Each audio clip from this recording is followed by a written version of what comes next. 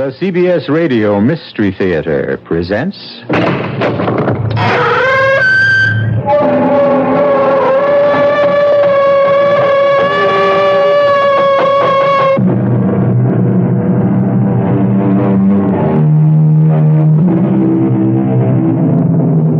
Come in.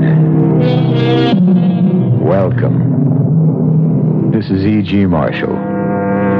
The doors of the mind can be opened into corridors of unlimited possibilities, where time and place have a way of melding into strange and provocative patterns.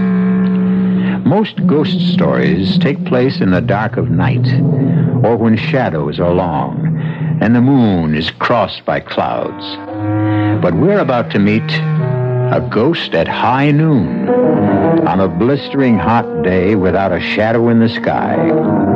In the course of our story, the two women who are embarked upon a fateful journey find respite from the merciless sun when they are drawn toward a barn from which comes a very human sound. So dank and musty. What a place for a baby. The sound comes from there. No, the sound comes from over here. We're here. The sound is right here. Yes, and this is a crib. But Marion, I know there's no baby in it.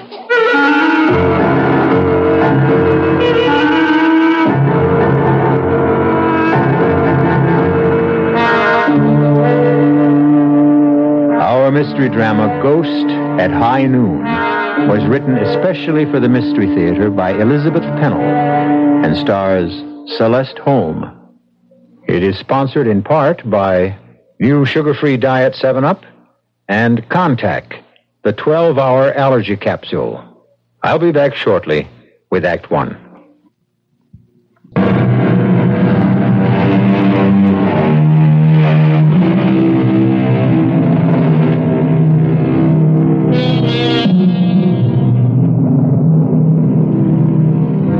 Our story begins on a long, straight ribbon of highway in an arid section of the western United States. Marion Jeffries and Janet Marston are longtime friends who are returning home after having driven Marion's son to a summer camp. What a lonely stretch of road.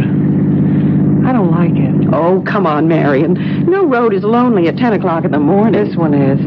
George was right when he said we should make this part of the trip either very early or late at night. Well, neither of us ever gets up at dawn. And I don't think two women should travel the highways after dark. Oh, I don't mind driving at night. Well, then why didn't you say so yesterday? That motel we stayed in was certainly no prize. Oh, not so bad. Anything to get away from home for a few days. Not from my point of view. Well, you can travel anywhere you want to at any time. Sometimes I do it only to keep from being bored. Nonsense. You don't know what being bored is like. I wanted to make this trip last longer. Really, Janet, it's an adventure for me. Well, I've enjoyed it, too. It's given us a chance to catch up. But I must say, this stretch of highway is deadly dull. Well, I wouldn't mind if it weren't so beastly hot. And there's not a car in sight. Marion, I have an uncomfortable feeling that there are things ahead of us on the road. Oh, I'm glad you're not driving. But don't you see those wavy lines? Shapes rising up, coming closer, and then fading away? Sure, heat haze. And over there, look. Nothing but bare, dry land and sagebrush. I swear I see buffalo. And Indians. Oh, this terrible August heat has gone to your head. But I admit I'll be glad when we get to the next... Uh-oh. What's the matter? We're losing speed. The accelerator isn't working. Oh, please, let's not have a breakdown way out here. Motor's dead. But we're miles and miles from anywhere. I know. Well, let's do something. We can't just sit here.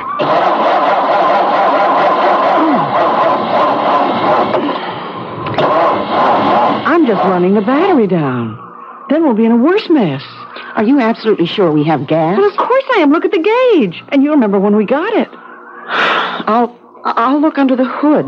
Isn't that what you're supposed to do? Well, if you know what you're looking for. Good Lord, feel that blast of hot air. You'd better get back in while I check the manual. It's here, somewhere in the glove compartment. Marion, it must be 110 out here. Ouch! What's the matter? The hood. It's so hot I can't touch it. Well, get back in the car while the air conditioning lasts. We just better let the motor cool off. Cool off? In this blazing sun? Hurry, close the door. So now what do we do? I feel so helpless not knowing about what makes a car run or stop running. George always says, oh, skip it. I'm going to study this manual and see what happens when a motor's overheated. Maybe if I put on these gloves. Gloves in this weather? Well, then I could open the hood and look for a loose wire or something. You stay here. We'll think of something. I'm thinking very hard. No barn, no tree. Marion, what if we really are... Take it easy, Janet. I said this trip was an adventure, so let's make the most of it. Then I suggest that we get out and start walking. Absolutely not. The best thing we can do is sit quietly here in the car. That's not my idea of an adventure. Someone's bound to come along. Janet? What? Look over there. Is your window closed tight? Make sure. It's a dust storm heading straight for us. That's not a storm. It's someone coming. But there's no road out there. Nevertheless, someone is coming. Well, they must be choking with dust. It's almost too thick to see us. We'll flag them. We'll flag them down. I'll get out and wave this scarf. Only, well, fantastic. It's horses. Janet, this is unbelievable. Look at what they're pulling. It's a mirage. It must be a mirage. No, they're real. Marion, you said I was suffering from heat. Not this time. You do see what I see, don't you? A covered wagon. And a man who looks at least 150 years old.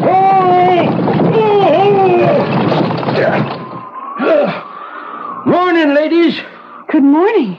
Who are you? I'm usually called Old Timer, but my name is George. That's my husband's name. I do not have the pleasure of knowing your husband, Miss Jeffries. How do you know me? I've come to take you and Miss Marston to the village. He knows my name, too. Of course, I know your names.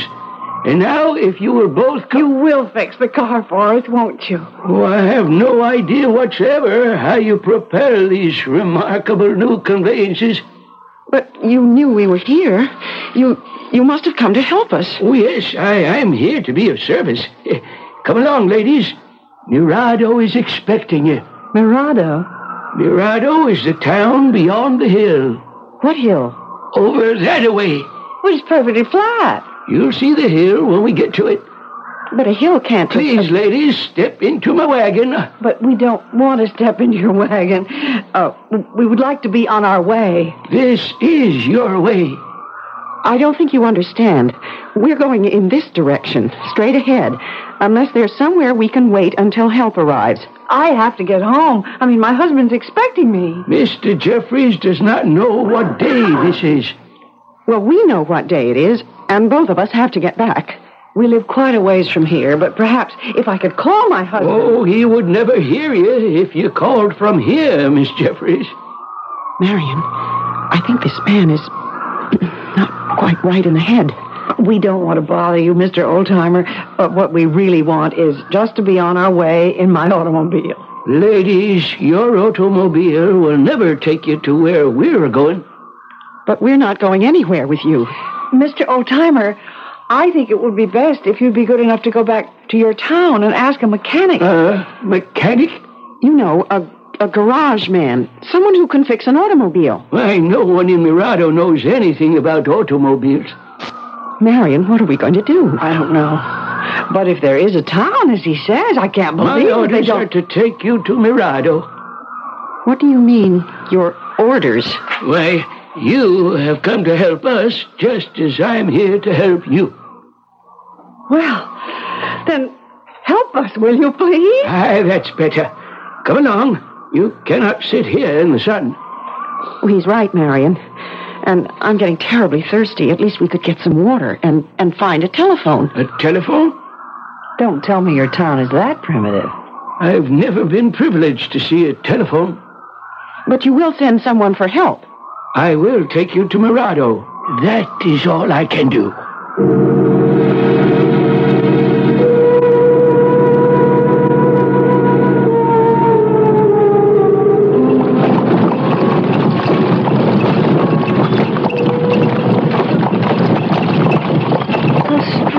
Be riding in a covered wagon. It's not nearly as uncomfortable as I thought it would be.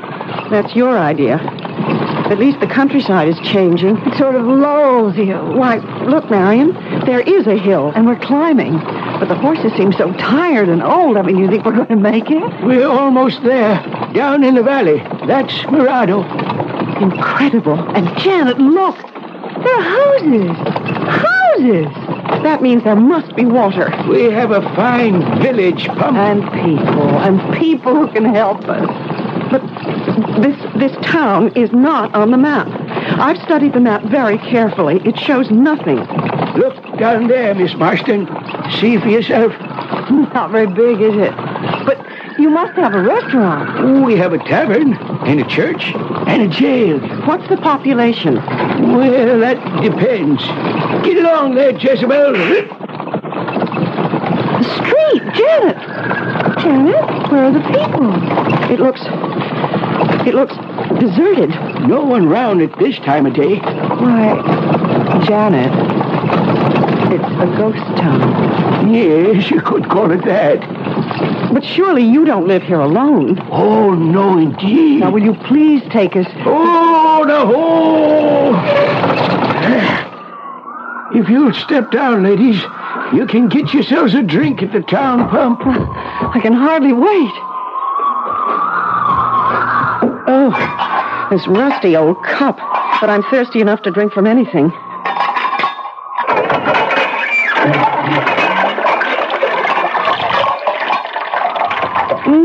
I'd like to put my head under it. Feels wonderful on the hands and arms. But it tastes so brackish. Hasn't been used in a long time. Now, where can we go for help? I will show you the points of interest. No sightseeing right now, please. But thank you. Do you have a telegraph office? Oh, no, indeed, Miss Jeffries. Scouts used to take our messages, although there is now no reason to send a message. No reason? Tell us right now how to find someone who will go to the next town. Ladies, you are going to stay in Mirado. Well, I suppose we're going to have to for an hour or two. You have come home, Miss Jeffries. Oh, stop making jokes, Mr. Oldtimer. Mirado's a place where people stay forever. Stay? In this deserted place? We'll soon see about that. Let's go to the mayor or to the police chief or anyone in charge. You won't find them now. Not a soul till a stroke of noon. Why not? Someone must live in these houses. Where are the people? Asleep, Miss Marston. They're sound asleep. That store over there. Surely inside we'll find someone who... No one there yet, Miss Jeffries. Well, I'm going to look anyway. Will you come with me, Marion? Yes, but it's all so quiet and eerie. Not a sound. Oh, you'll hear sound, all right. In the barn, cross road, out in that field. What sort of sound? Find out for yourself. You're not being very helpful. I don't like this place. Mr. Oldtimer, you have some explaining to do. You said we were expected. You are, dear ladies, you are. Who are you? How did you know our names? It was destined that you were the ones to be chosen this time. What are you talking about? Please, Mr. Oldtimer. Chosen for what? On the hottest day of the year, when the heat haze spreads across the desert, Mirado comes back to life and claims two people from the modern world.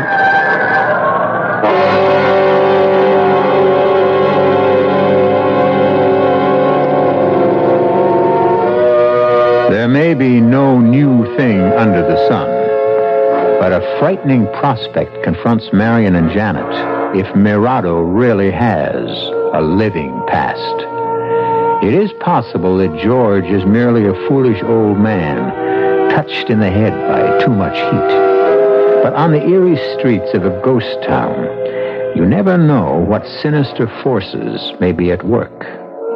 The two distraught ladies seem to be getting further away from help with each passing moment. We'll return to them and the old-timer shortly with Act Two.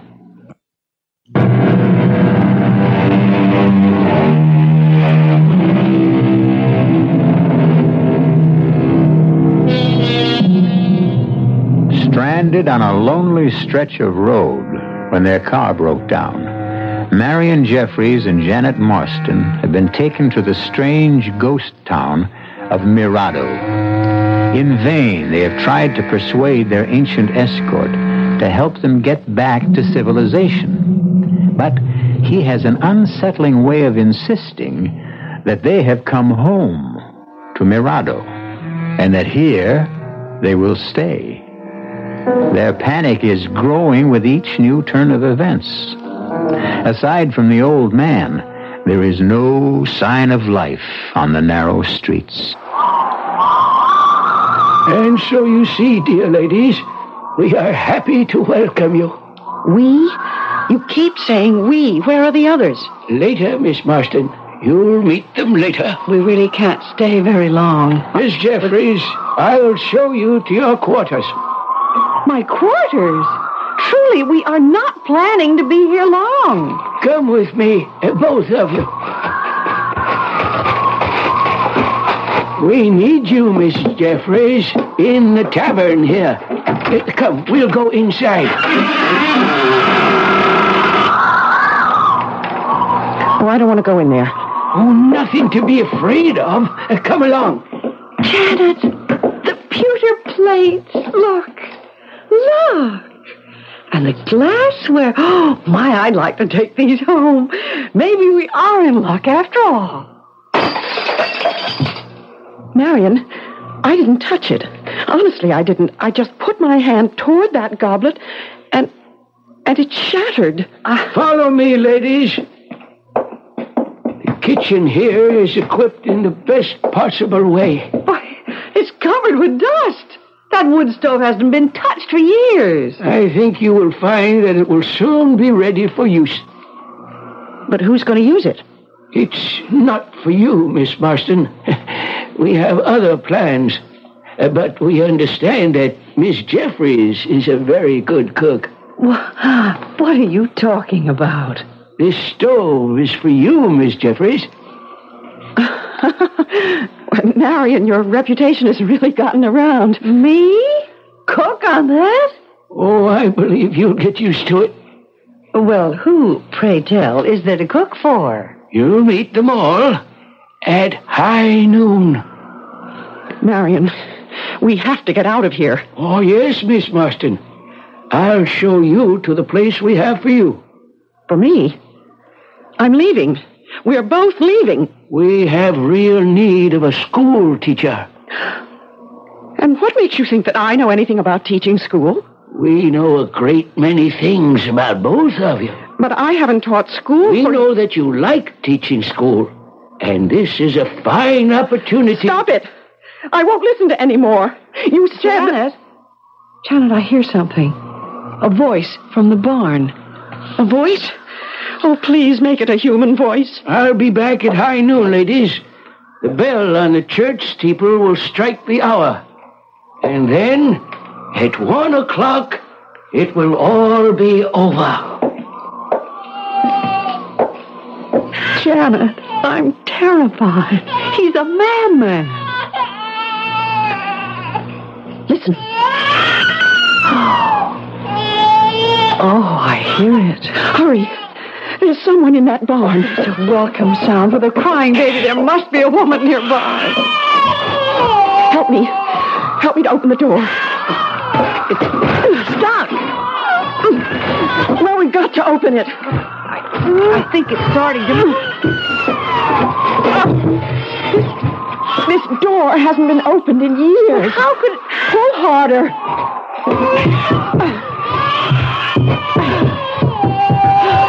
Oh, there. So dank and musty. What What a place for a baby. The sound comes from over there. No, the sound comes from over here. Right here.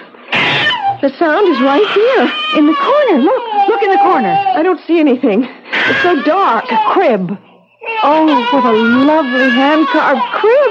You're right. This is a crib. But Marion... I know. There's no baby in it. Marion, tell me you hear what I hear. A baby crying right here in this crib. But there is no baby. Are we losing our minds? Oh, Janet, be sensible. We both hear it. Well, there must be an explanation. Oh, I can't stand it. This spooky barn. Let's get out. Oh, we can't just walk out on a crying baby. You look on that side, I'll go over here. But, Marion, I'm frightened. I always was afraid of the dark. Janet, we've got to keep our heads. That baby must be here somewhere. It's weird. There's no sense to any of this. Now, come on. There must be something about the acoustics of this old barn.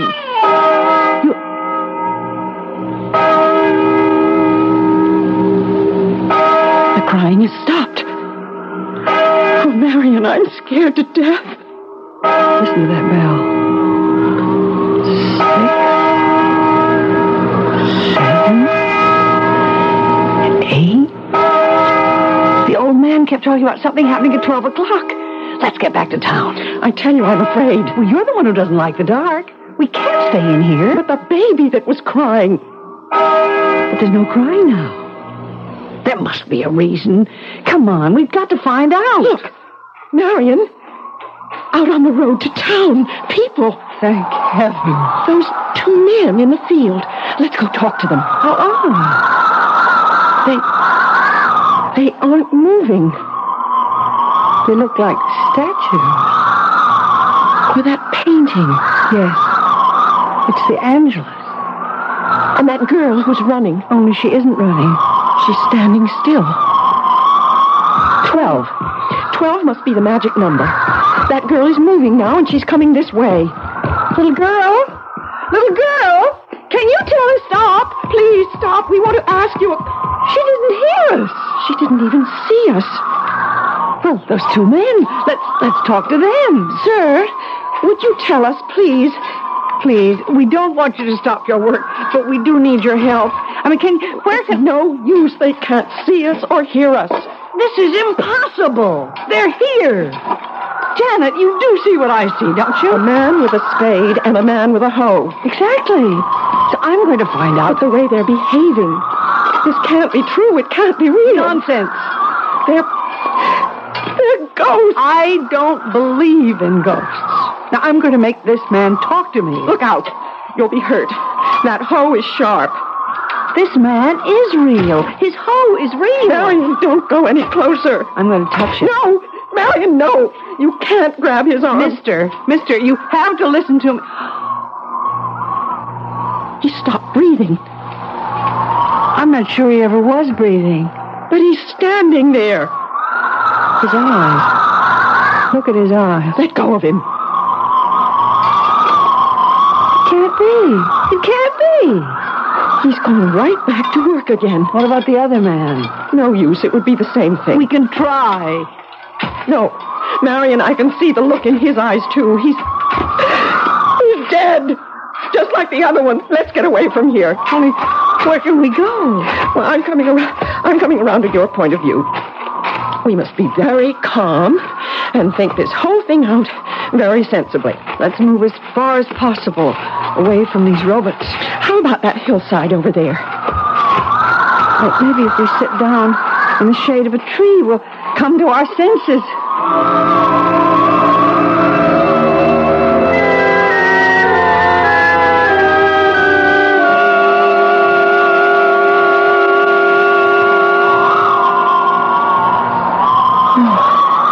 It's peaceful here. But, Janet, we can't stay here. I'm getting hungry. Maybe that old man was right. What do you mean? Perhaps you do belong in the kitchen. What a terrible thing to say. Oh, I'm only kidding, Marion. But you were the one who wanted adventure. Enough is enough. Today will last me a lifetime. That's what I mean. You're talking very strangely. I feel strange. I felt strange all day. Ever since seeing those buffalo. What buffalo? Back on the road, when we were in the car. It all seems like such a long time ago. Oh, Janet, the heat haze, it's gotten to you again. Perhaps we're still back in that car. No, we're here, in Mirado. And that is the strangest part of all. I agree that Mirado is a very unusual town. But now that it's 12 o'clock, if George was right, if we just go down to the center of things... Marion, do you really believe there is such a town as Mirado? But, Janet, you can see it from here, just as clearly as I do. Listen. I've heard that sound before, when the old man came. No, but this is different. The way they're traveling, this must be young men. And they're heading down the main street. There must be someone who can help us. Ghosts. They're all of them ghosts. Janet, snap out of it. Come on. Where are we going? Back into town. I don't think I can stand any more of these ghostly people. But the horses, Janet. Maybe we can get some horses and ride away from this frightening place. I haven't been on a horse in 1,000 years. Neither have I, but we can try. Oh, Janet, we can try.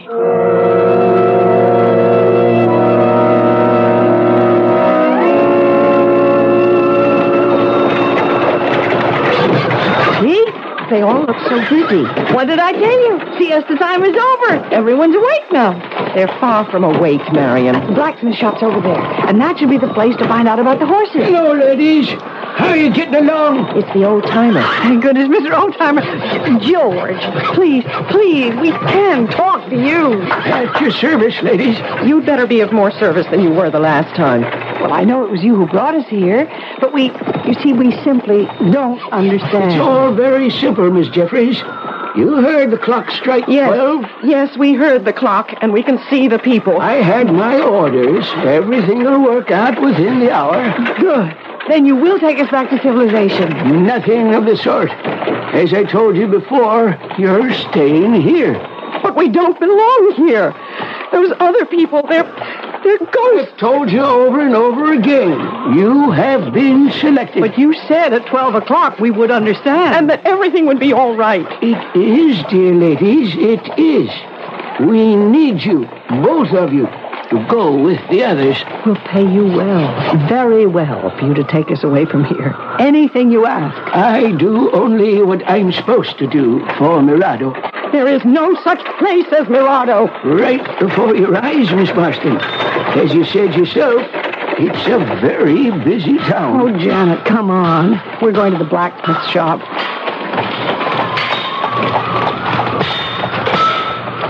I wouldn't dare touch one of those horses. Oh, they look gentle enough to me. That gray one, for instance. I mean, are they real? Of course they're real. And that white-haired blacksmith, he's not like those other men. Look at those rosy cheeks. Most likely from all that heat. I must say the fire looks real enough. Excuse me. Please stop for a moment. It's important. We want to hire 2 horses. No use talking to old Sam. He's deaf and dumb. They're all deaf and dumb, every one of them. Ladies, you've spent enough time in here. There's someone waiting for you. Well, why didn't you say that before? You found someone who can help us? Come along. We're going back to the tavern. Why, that sign in front of the tavern is new. It wasn't there before. Well, people have been working. Right this way, ladies. Through the swinging door. And the door. It isn't rusty anymore. Someone's oiled the hinges.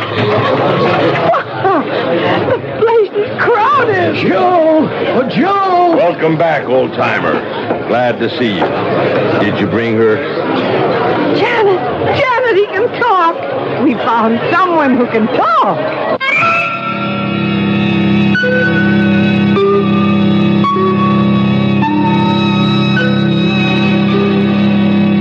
Well, things are looking up.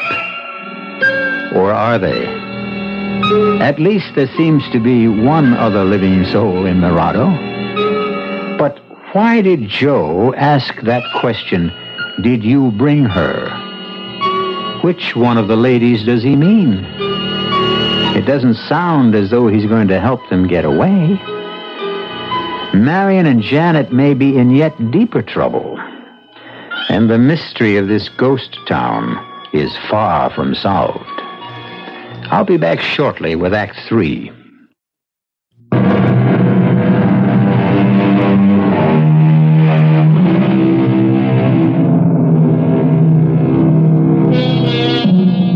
At the stroke of noon, the little town of Mirado seemed to burst into life. The streets are crowded now as people come out of their houses and go about what looks like normal everyday business. And there are workmen in the fields. But something is wrong. If you or I should try to speak to these people, would they answer? Our two frightened travelers had no one to turn to except the old-timer. But at last they have heard the sound of another human voice. A man named Joe. I asked your old-timer. Did you bring her? I certainly did. She's right here. Marion, which one of us is he talking about? Mr. Joe, is that your name? Did you explain to her that there is a great deal to be done? I tried. He didn't explain anything, Mr. Joe. You tell us. Oh, no use talking to him at this stage. He can't hear you. But he answered you. Why can't he talk to me? Not 1 o'clock yet. You're still in the other world. I'll make him talk. Your name is Joe. You run this tavern. Now, we need help. Old-timer, did you show her the kitchen? Marion, it's you he's talking about. We've got plenty of complaints today about the food. Look at all the customers. Yeah, looks like a full house. Did you show her where everything is? Try to, but so far, she doesn't seem to quite understand. Oh, she will. You tell her we'll take real good care of her. Nobody ever any more popular around this town than the cook. What'd you say her name is? Miss Jeffries. Jeffries. You stop talking about me like that and talk to me. You hear? Like I told you, Miss Jeffries, he cannot hear you. You've got to hear me. Now, please, Mr. Joe. You look like a sensible man. You can tell us what this is all about, please. Well, George, got to be going. Trouble in the kitchen. See here. He can't see you either, Miss Jeffries. Not yet. You tell that new cook she's very welcome. You're going to like working for Joe. He's a fine gentleman. Stop it! I can't stand it anymore. Janet, that sad-faced woman in the corner. Let's ask No use. her. I already tried. Just like the rest. That's Miss Crawford, Oh. widow lady. You'll find her a very good friend when you get to know her. I want to know her right now, right this minute. You must be patient, dear lady.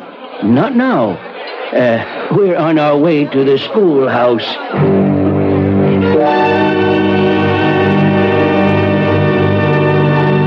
We're here, everybody. Get ready. Oh, Janet, what a darling one-room schoolhouse. No one-room schoolhouse was ever darling. These children are charming. What do you think of them, Miss Marston? Well, they all look like normal, healthy children to me. Only I know they're not. Oh, I don't know from minute to minute what to believe anymore. You'd better believe, Miss Marston. The children are doing this specially for you.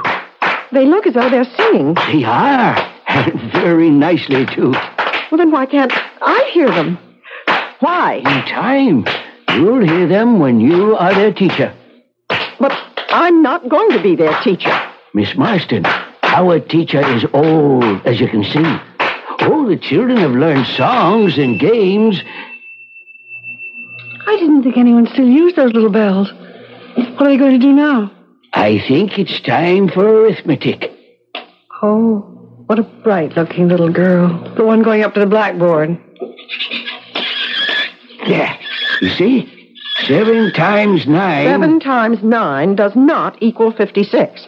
That's just what I mean, Miss Marston. But that teacher is nodding her head. This is outrageous. Just as I told you, we need someone like you around here. Why, I'm going up to that blackboard and put her straight. Oh, no, Miss Marston. You can't do that yet. But I'm going to. Don't do it, Miss Marston. Children, this number on the blackboard is wrong. Here's the way it goes. Oh, dear, this chalk, The chalk won't write on the blackboard. Don't worry, Miss Marston. Here, young lady, you take the chalk and I'll show you the right answer. They've gone back to that game. Here, now I want to show you something. It's no use, Miss Marston. None of them can see you. Well, then why did you bring me here? So you'd know what to do later on. You keep saying that. We've been looking for someone like you for a long time, Miss Marston. And you've come to us at last. You will be there, teacher. You must be joking. Everything is a ghastly, hideous joke. That will be enough, children. It's time for us all to go. Marion, I have a feeling that the stage is being set for some tremendous The hour catastrophe. is approaching, and I must get to my station. Old-timer, please don't leave us. George, you're our only hope. It's 1 o'clock. Hurry! Run to the town hall! Marion, listen. I heard the clock strike 1, but the people, they're all talking now. All of them. And they can see us. Look, they're beckoning to us. Let's catch up. It's Dusty. Storm. The beginning of a terrible storm. Look over there. I told you. What did you tell me? This morning when I saw those buffalo and the Indians. The town hall. Hurry!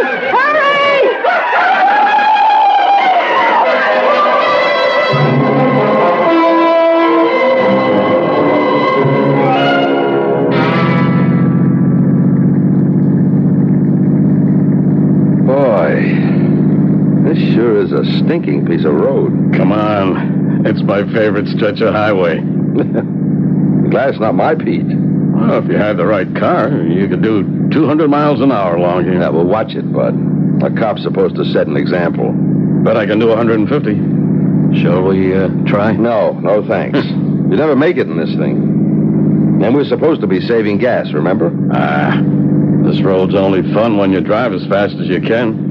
Especially on a day like today. You know, Sweeney, sometimes I just feel sorry for the poor slobs we haul in for speeding on stretches like this. Yeah, right along here's the best place to get them. You actually come out here on purpose just to give them speeding tickets?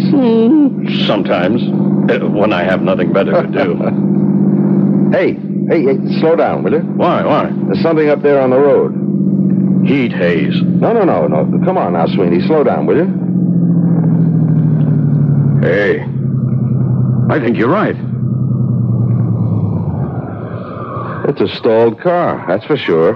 Yeah, rotten place to run out of gas. California plates. Nobody in it. Maybe they're sleeping. Well, we'll soon find out. This is supposed to be your day off. But I'm still on duty, so here goes. No, I'm coming too. Man, feel that heat. Nobody in the car, Sweeney. Oh, they'd be crazy if they were. I got the license number. If it's unlocked, there should be a registration. Find anything? Yep.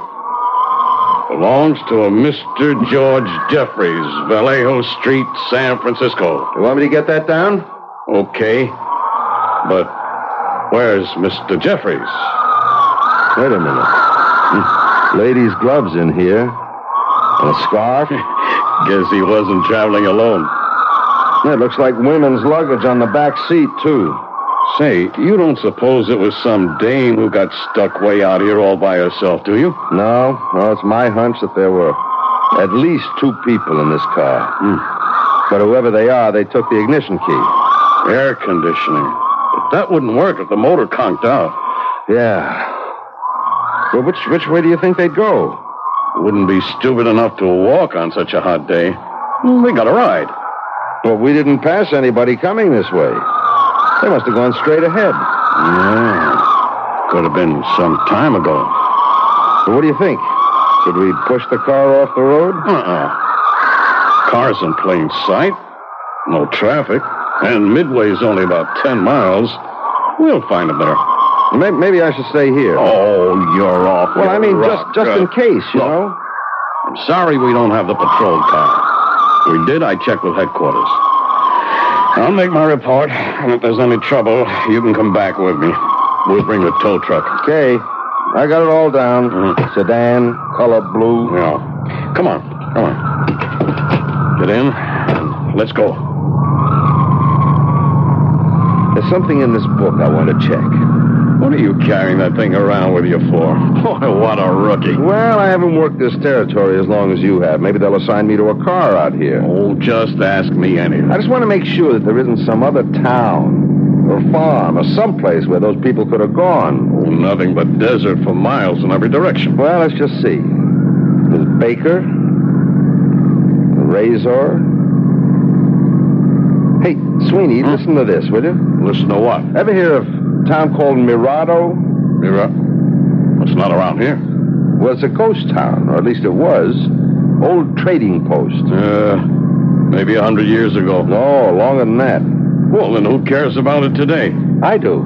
You know, you're really something. Well, just a minute. Can I read it to you? Read it. Since I got nothing better to do, go on, read it. It says here that in August of 1846, a band of bloodthirsty Indians swooped into the little town of Mirado and killed all but one of its inhabitants. All but one? The lone survivor was a baby boy who was found asleep in a crib in a barn. There is a legend that once a year, the residents of Mirado come back to haunt the place. Now, what do you think of that? I think it's poppycock, made up for the tourist trade. Hey, look over there, that great big spiral of smoke. Oh, Johnson, you're a fool. That's a dust storm, and it's coming our way. Come on, step on it. If anyone else drove as fast as I'm about to, even you would arrest him for speeding.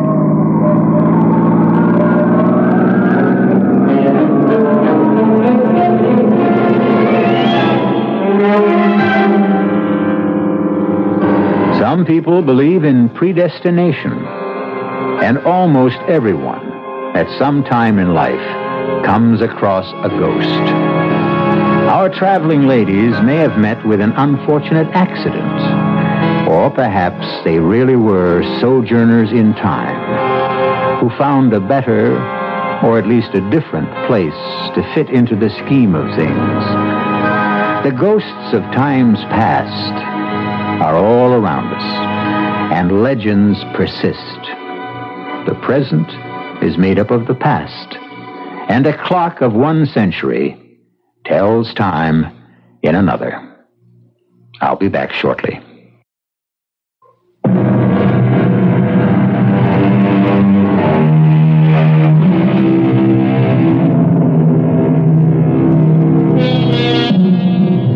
Be grateful for the energy crisis this summer. It may keep you from driving along a deserted highway. Check your automobile and drive with care. There could be a ghost town waiting for you. Our cast included Celeste Holm, Francis Sternhagen, Nat Polan, and Gilbert Mack. The entire production was under the direction of Hyman Brown. Now, a preview of our next tale. I've got some clues. I have those tire marks. They made a mold 5 years ago. And I've got this little button made of bone. It was clutched in Grover's hand. Hey, take a look at it. I looked. It was a little button. A sleeve button. From a corduroy jacket. One of the host of buttons that adorned that jacket. The jacket I had worn that night. I never even noticed the one that was missing. That jacket. I still have it. I don't wear it often, but I still have it. It's in one of my closets. What you're saying is that if you can find the jacket it came from, you've got your killer. That's right. I've got it. Radio Mystery Theater was sponsored in part by Buick Motor Division and Anheuser-Busch Incorporated, brewers of Budweiser. This is E.G. Marshall inviting you to return to our Mystery Theater for another adventure in the macabre. Until next time, pleasant dreams.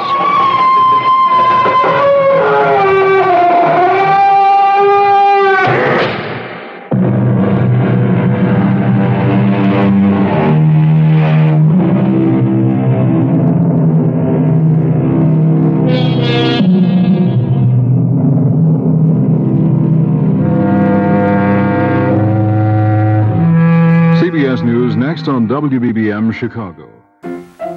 Let's all go to the lobby. Let's all go to the lobby. Let's all go to the lobby to get ourselves a treat.